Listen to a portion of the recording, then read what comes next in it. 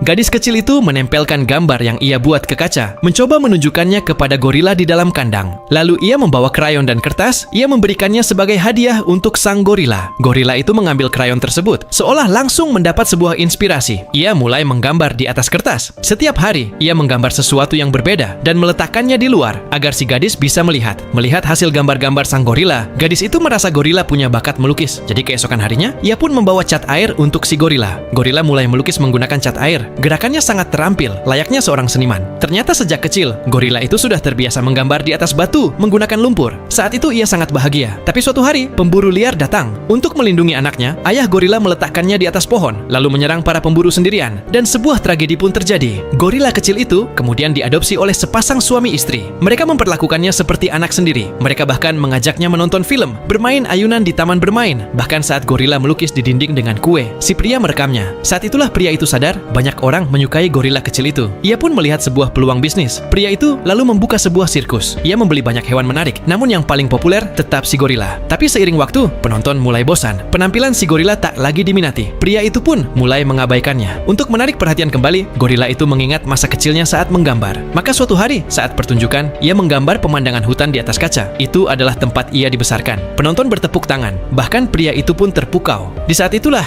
gadis kecil melihat mata si gorila dan sadar, gorila itu sangat rindu pulang ke alam liar. Gadis itu lalu meminta bantuan seorang jurnalis. Berita tentang si gorila pun tersebar luas. Semua orang tersentuh dengan kisahnya. Mereka menyerukan agar gorila dilepaskan. Gorila itu tersenyum. Akhirnya, pria itu menghubungi Asosiasi Perlindungan Hewan untuk memulangkan semua hewan ke alam. Sebelum pergi, pria itu masuk ke kandang untuk berpamitan dengan gorila. Ia menunjukkan foto kebersamaan mereka. Si gorila pun juga berterima kasih. Baginya, pria itu adalah ayah keduanya. Namun ia tahu tempat itu bukanlah rumahnya. Keesokan harinya, gorila itu dikembalikan ke hutan lindung nasional. Keinginannya akhirnya terwujud. Ini adalah film yang diadaptasi dari kisah nyata. Sekarang pertanyaannya, apakah kamu mau berteman dan mengadopsi gorila ini?